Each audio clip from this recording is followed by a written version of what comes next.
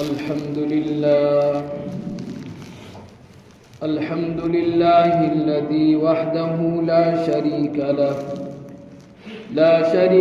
له في الذات ولا في الصفات.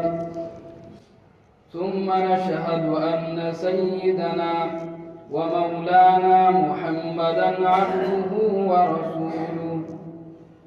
أما بعد فأعوذ بالله من الشيطان الرجيم. بسم الله الرحمن الرحيم. وما خلقت الجن والإنس إلا ليعبدون. سبحان ربك رب العزة عما يصفون، وسلام على المرسلين والحمد لله رب العالمين. سامعین محترم، آج کا عنوان گفتگو مسئلہ توحید ہے. توحید کی کیا حقیقت ہے، کیا عنوان ہے، قرآن و حدیث کی روشنی میں آج ہم اس کو سمجھیں گے انشاءاللہ. انسانیت کے ہدایت کے لیے اس کر ارض پر، اس کائنات میں کم و بیش 1.25 لاکھ انبیاء علیہ الصلوۃ والتسلیم تشریف لائے، اور ہر پیغمبر کا، ہر نبی کا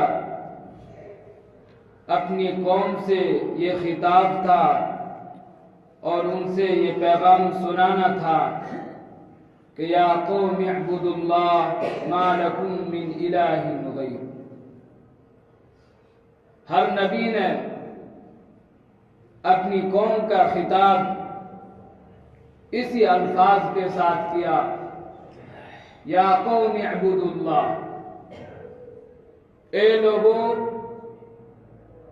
ایک اللہ کی عبادت کرو. ما لکم من الہ غیر، تمہارے لیے اس کے علاوہ کوئی معبود نہیں ہے. اسی کو قرآن اپنے انداز میں بیان فرماتا ہے سورہ انبیاء میں، وَمَا أَرْسَلْنَا مِن قَبْلِكَ مِن رَّسُولٍ إِلَّا نُوحِي إِلَيْهِ أَنَّهُ لَا إِلَٰهَ إِلَّا أَنَا فَاعْبُدُونِ. ہم نے آپ سے پہلے اس دھرتی پر جتنے بھی پیغمبر کو بھیجا، سب کے پاس اس بات کی وحی کرتا رہا، اور وحی کے ذریعے سے اس بات کی تعلیم دی جاتی رہی، یہ ہدایت اور یہ پیغام سنایا جاتا رہا، انہ لا الہ الا اللہ، کہ اللہ کے سوا کوئی معبود نہیں ہے. اللہ تعالیٰ نے ہر قوم میں، ہر امت میں ایک پیغمبر کو بھیجا،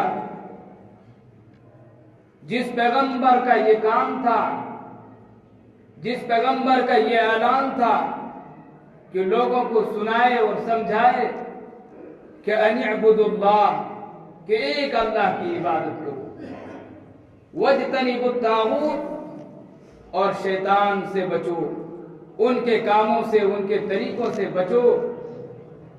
فَمِنْهُمْ مَنْ هَدَى اللَّهُ وَمِنْهُمْ مَنْ حَقَّتْ عَلَيْهِ الضَّلَالَةُ. اللہ نے جس کے حق میں علم ازلی میں یہ فیصلہ کیا ہے کہ یہ ایمان پر رہے گا، اور اس کے حق میں ایمان کا فیصلہ ہونا ہے، وہ آدمی ایمان لے آئے. اور جس کے حق میں علم ازلی میں یہ فیصلہ تھا کہ یہ کافر رہے گا، انہوں نے ایمان نہیں لایا. اسی پیغام، اسی توحید کو، اسی کلمے کو اور اسی دعوت کو آخری نبی علیہ السلام سناتے ہیں، جبکہ آپ کے مخاطب کفار بھی ہے، یہود و نصارہ بھی ہے. اس مضمون کو اللہ بیان فرماتا ہے سورہ آل عمران میں، قُلْ يَا أَهْلَ الْكِتَابِ تعالوا إلى كلمة سواء بيننا وبينكم अल्ला नअबुद इल्ला अल्लाह वला नुश्रिक बिही शैआ वला यत्तखिज़ बअज़ुना बअज़न अरबाबन मिन दूनिल्लाह। अल्लाह के नबी को ये फरमान और ये हिदायत दिया गया अल्लाह की तरफ से कि आप खास तौर से नजरान के जो ईसाई आए थे, आप उनके सामने तौहीद का पैगाम सुनाइए और दावत हक दीजिए। वो अंदाज अल्लाह बयान फरमाता है, ताआलो, आ जाओ, इला कलिमतिन सवाइन बैनना व बैनकुम, एक ऐसे बात की तरफ, एक ऐसे कलिमे की तरफ जो कलिमा हमारे दरमियान और तुम्हारे दरमियान मुत्तफक अलैह है। वो बात कुरान में भी मौजूद है, इंजील में भी मौजूद है और तौरात में भी मौजूद है। वो क्या है? अनिअबुदुल्लाह, एक अल्लाह की इबादत की जाए। इसमें किसी का कोई इख्तिलाफ नहीं था। ताआलौ इला कलिमतिन सवाइन बैनना व बैनकुम अल्ला नअबुद इल्ला अल्लाह। यही मुत्तफक अलैह मसला है कि अल्लाह के साथ अल्लाह की इबादत की जाए, तन्हा एक अल्लाह की। और दूसरा मसला वला युश्रिकु बिही शैआ, जो मुख्तलफ फी है, जिसमें इख्तिलाफ है हमारा इस्लाम का और अहले किताब का था। वो ये था कि वो भी जानते थे कि अल्लाह एक है, लेकिन एतकादी तौर पर इफरात और तफरीद में जाकर के वो अल्लाह को महबूबियत में अल्लाह के बेटा और शरीक और साजी करार देते हैं। वला युश्रिकु बिही शैआ, मुख्तलफ फी मसले में बात की गई और वो ये था कि आप यहूदी हैं तो हजरत उज़ैर को अल्लाह के बेटा करार ना दिया जाए, जिस तरह से यहूदियों का यह अकीदा था। वक़ालतिल यहूद उज़ैर इब्नुल्लाह, और ईसाइयों का यह अकीदा था वक़ालतिन नसारा मसीह इब्नुल्लाह, ईसा इब्न मसीह को अल्लाह के बेटा करार ना दिया जाए। सिर्फ एक अल्लाह की इबादत की जाए, एक अल्लाह को रब माना जाए और उसके साथ किसी को शरीक ना किया जाए। तीसरा मसला वला यत्तखिज़ बअज़ुना बअज़न अरबाबन मिन दूनिल्लाह, और हम में से कोई अल्लाह को छोड़ करके किसी को ये मर्तबा ना हासिल दो, किसी का ये मकाम ना दो कि उसके हुक्म को माना जाए हलाल और हराम होने में। जिस तरह से ईसाइयों का ये तफरीद का मसला था कि वो लोग अपने पादरियों को और अपने रहबानियों को, जो उनके पेशवा होते थे, उनका ये मकाम उन्होंने दिया हुआ था कि वो जिस चीज को हलाल कर दे उसको हलाल समझते थे, जिस चीज को वो हराम कर दे उसको हराम समझते थे लोग। नहीं, हिल्लत और हुर्मत का फैसला अल्लाह रब्बे करीम करेगा। किसी बंदे का हक नहीं है कि किसी चीज को हराम कर दे, किसी चीज को हलाल कर दे। और मुसलमान जो इस्लाम पर आता है, जो कलिमे पर आता है, तो उसका कलिमा यही सिखलाया गया, ला इलाहा इल्लल्लाह। ये हर नबी का पहला जुज था। जब हमारा आखिरी नबी आया तो आखिरी नबी के साथ हमारा दूसरा जुज भी मिलेगा, क्योंकि जिस जमाने में जो नबी था उस नबी पर ईमान लाना उन लोगों के लिए जरूरी था, उस वक्त के लोगों को। अब हमारे दौर में हमारा नबी था, आखिरी नबी मुहम्मदुर रसूलुल्लाह, तो अब इसके लिए यही पैगाम था कि ला इलाहा इल्लल्लाह, दूसरा जुज मुहम्मदुर रसूलुल्लाह, दोनों जुज पर ईमान लाया जाए। इसका ताल्लुक जबान से है, ला इलाहा इल्लल्लाह, अल्लाह के सिवा कोई माबूद नहीं, मुहम्मदुर रसूलुल्लाह, मुहम्मद अल्लाह के रसूल हैं।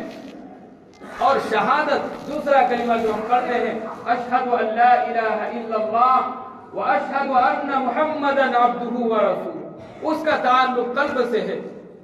जबान से भी इकरार जरूरी है, दिल से भी एतकाद जरूरी है कि मैं शहादत देता हूँ इस बात की कि अल्लाह के सिवा कोई माबूद नहीं, और इस बात की शहादत देता हूँ کہ محمد الرسول صلی اللہ علیہ وسلم اللہ کے بندے اور اس کے رسول ہیں۔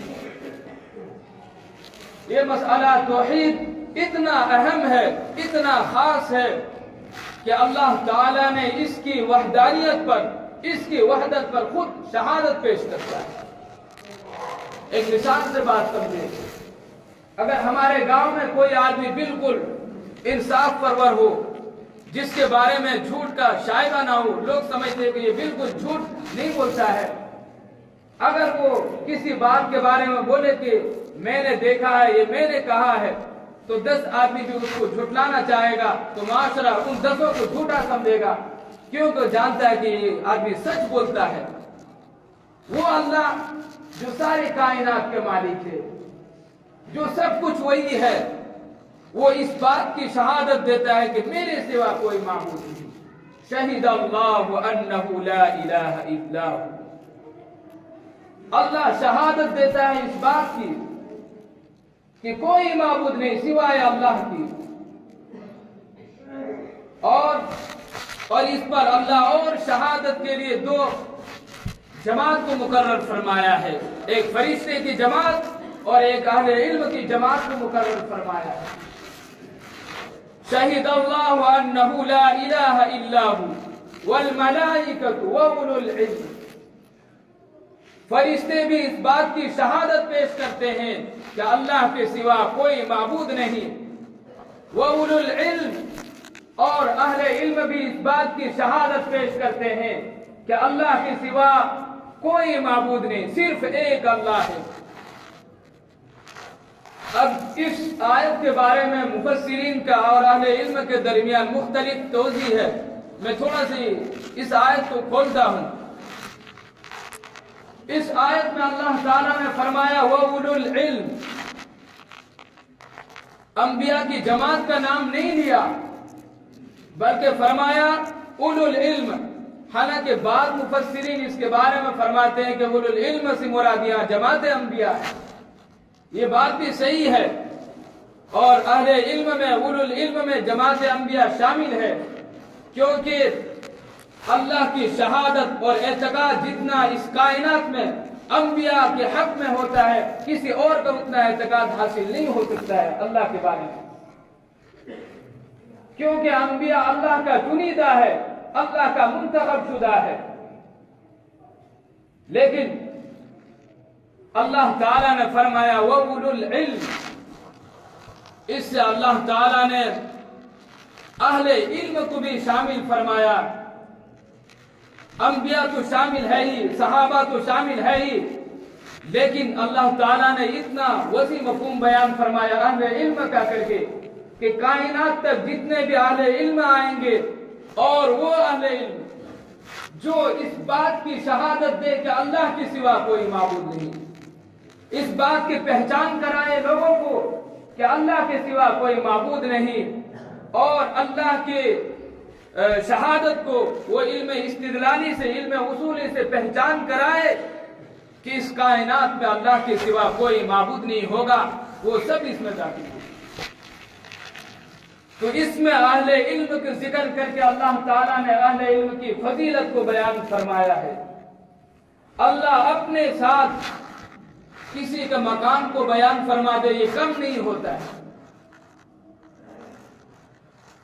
اللہ نے اپنی شہادت کے ساتھ اہل علم کی شہادت کو بھی شامل فرمایا، اس سے اہل علم کی فضیلت کو اللہ بیان کرتا ہے کہ ان کا مقام کچھ اور ہے، اوروں سے اور ہے ان کا مقام۔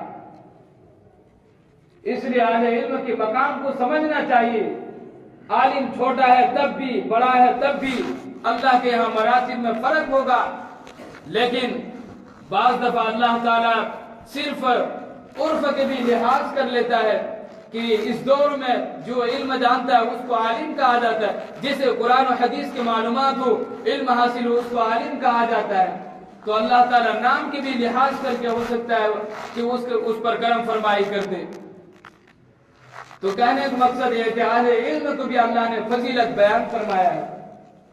دوسرے انداز پر مفسرین توضیح کرتے ہیں شہید اللہ انہ لا الہ الا، اللہ شہادت دیتا ہے اس بات کی اللہ کے سوا کوئی معبود نہیں، والملائکۃ، اور فرشتے اس بات کی شہادت دیتے ہیں کہ جو اللہ نے شہادت پیش کی ہے، ہم سارے فرشتے اس کی شہادت کہتے ہیں کہ اللہ کی شہادت کافی ہے۔ وَأُولُو الْعِلْمِ، اہل علم کی شہادت کا مطلب یہ ہے کہ اہل علم کا یہ کہنا ہے کہ فرشتوں نے جو اللہ کی شہادت کے بارے میں بات کی، ہم فرشتوں کی شہادت کافی سمجھتے ہیں۔